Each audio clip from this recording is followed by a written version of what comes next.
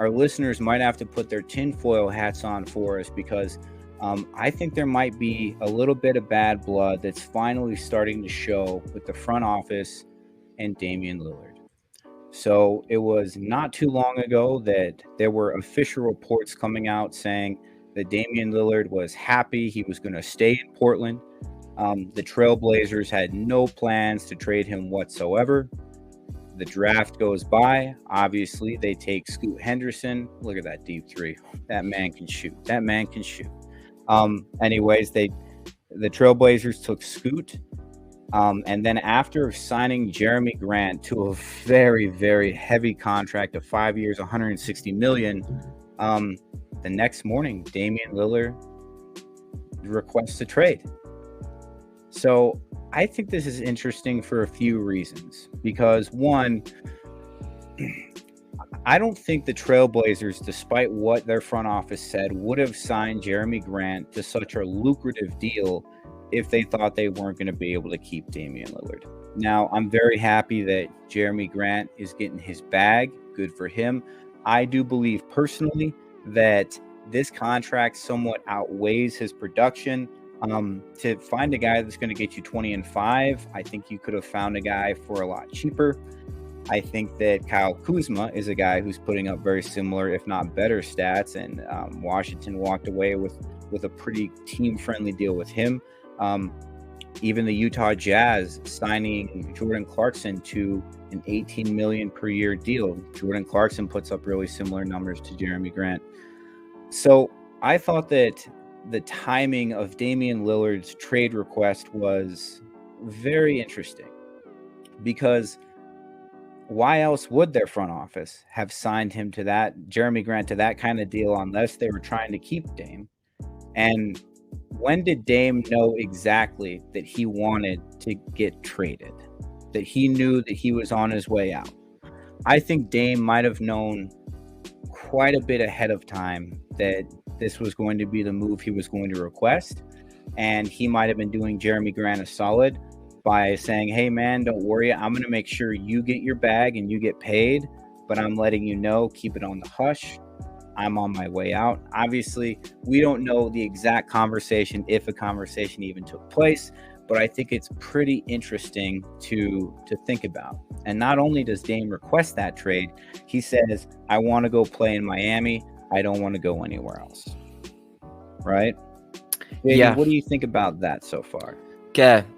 This is a legit conspiracy theory.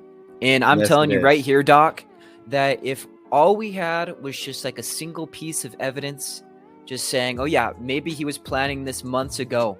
Maybe he was planning to do this way early on.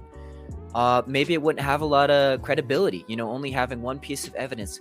But there are multiple things that have gone on that are extremely strange. I mean, you alluded to the fact that he waited the day after Jeremy Grant got signed. Seems like that might be bad blood to say, and then he requested trade right after that. He could have requested a trade earlier, but maybe he's sticking out for Jeremy Grant.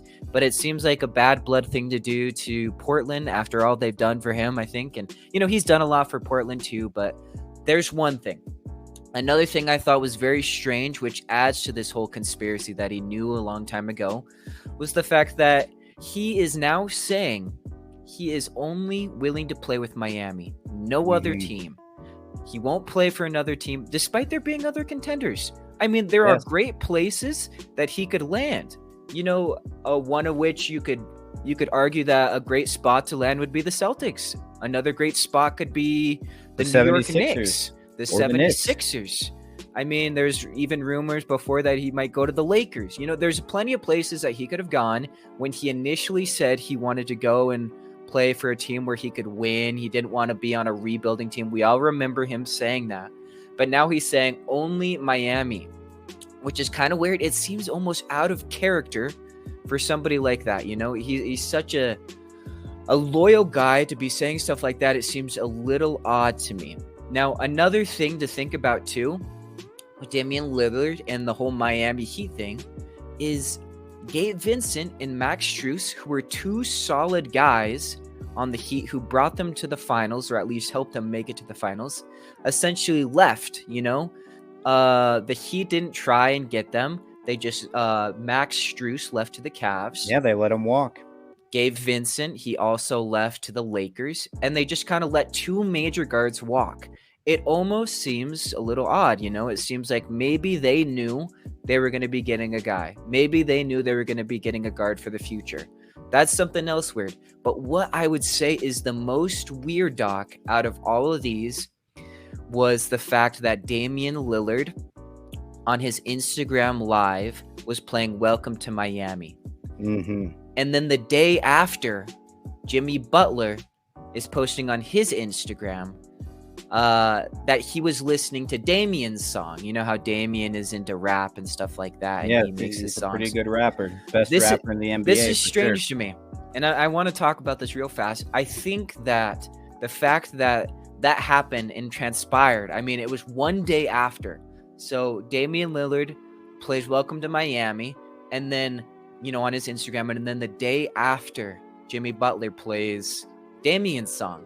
Seems a little sus, but when I first heard about this, I was like, whatever, you know, this is just, you know, ESPN's reporting on this, they're talking about it. It's just like, seems like they've got nothing else to talk about. They want to add to the drama. But no, I mean, there's all of these things happening. I mean, Dame screwing over the Blazers and then saying that he'll only play with Miami despite other contenders. It almost feels like there was a deal done prior, you know, like a deal for him to go to Miami. No doubt it would be tampering, you know, which is really strange.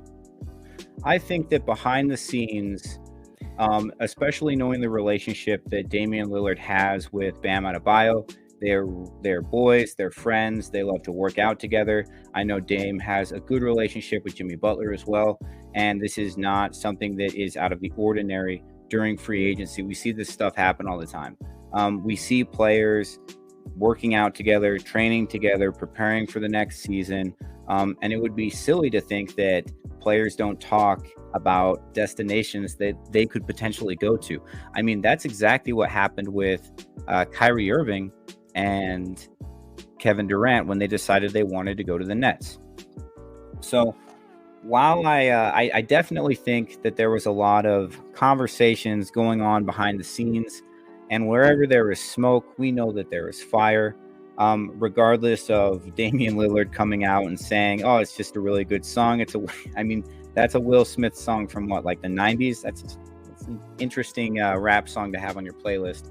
And then Jimmy Butler with his response, the fact that the Heat front office let two guys that they really helped propel them in the playoffs to the finals in Strus and Vincent just kind of walk and leave.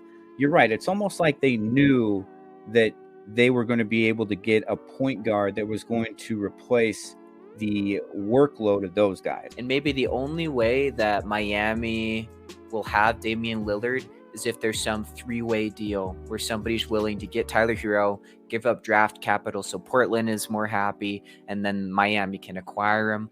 But I mean, I want to ask you something. Okay, ask away. We've talked about this conspiracy. We've given, you know, a few things of evidence that might really be the fact that this might have been a premeditated action.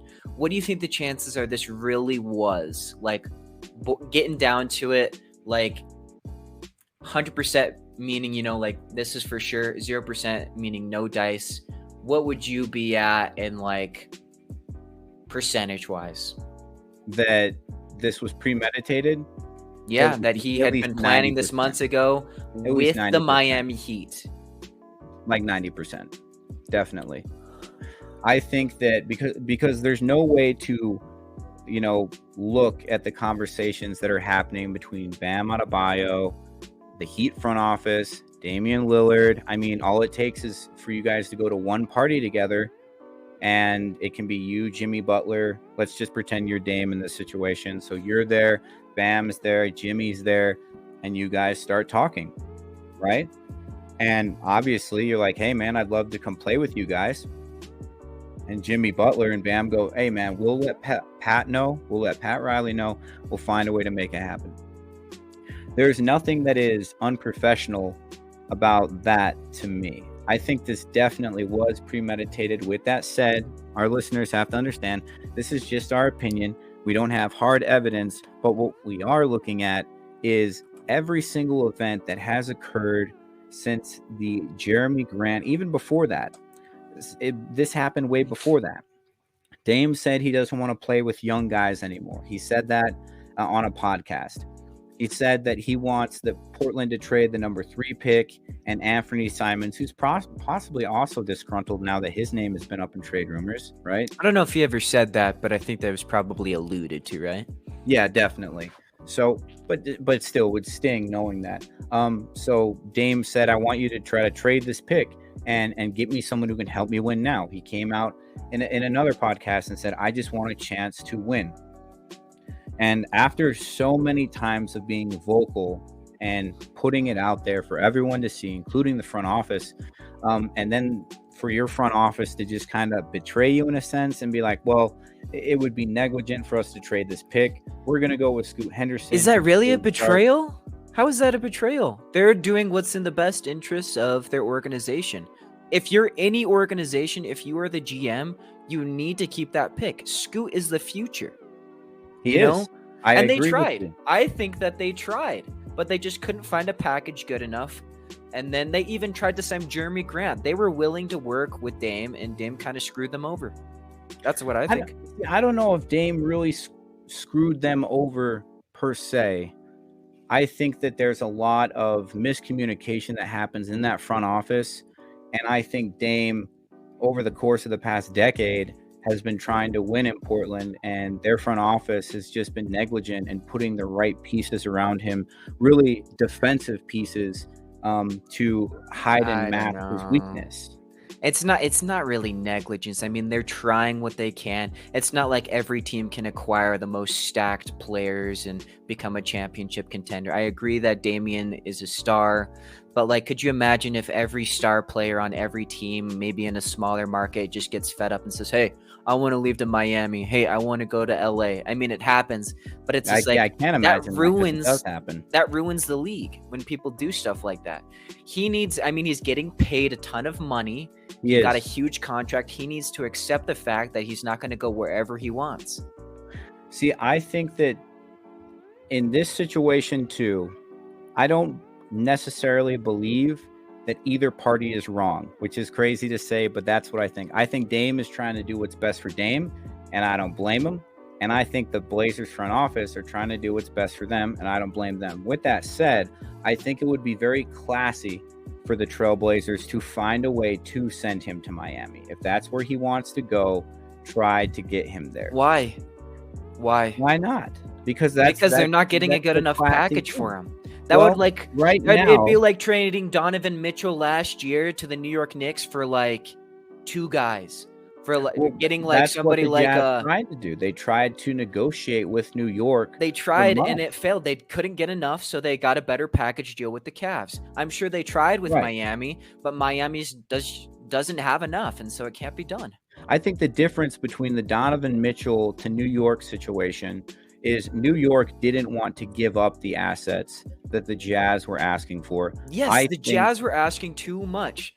And, Portland has asked about Bam Adebayo. Miami said no. I mean, they're asking, quote unquote, too much, It seems very similar to me. Well, there's a difference between not wanting to give up the assets you have versus just not having them in the first place. Like, let's be real here. The only people who think that the Miami trade offer is a good one is the people living in Miami. Duncan Robinson and Tyler Hero and like 2 first-round draft picks is a garbage offer for someone like Damian Lillard. Now, if you throw in, let's see, Nikola Jovic, that guy looks like he could develop into something and is going to meet your timeline. Jaime Jaquez, I would want that guy as well. I might even take Kyle Lowry because of his expiring contract and because of how the new CBA is set up. If you give me those 3 players and you give me 4 good first rounders and a couple seconds, I think now we're cooking with gas. But that's just my opinion, because how else are you going to get this done, right? Like, Tyler Hero obviously is not going to go. The Trailblazers don't want him. And it's starting to look like the Miami Heat don't want him. So I feel for him. But what kind of package would you want if you were the Trailblazers front office for Damian Lillard from Miami? You're asking me? Yes. Well, it seems like they're on a rebuild, so I'm taking Jaime Jaquez. Definitely. Probably Jovic. Yes. I'm taking Those Bam guys are Adebayo. mandatory. And I'm taking Tyler Hero. Did you say Bam? Yeah. Are you kidding me? Savage. I love it. Damian Lillard is a superstar. As you mentioned earlier, he's had his best career. You need to be giving an all-star caliber player and some. If you're not willing to give that, then, you know, this is exactly what Portland's doing too. It's that they said, if it takes months, it takes months. They said that, you know? They did. I have no sympathy for Miami. I have no sympathy for Damian Lillard. I just think that Portland is getting screwed over. They've been screwed over once already by Damian by signing Jeremy Grant. They've come out and said that they're planning on doing that anyway, but let's be honest, they were not planning on giving him that much money. Let's be real here. So if I am the GM, there is no shot, even if he wants to go to Miami, there's no shot I'm doing it unless they're giving me a ginormous package. Thank you for watching another episode of the Full Court Press NBA podcast. For the full podcast, click the link below and subscribe for more hoops content.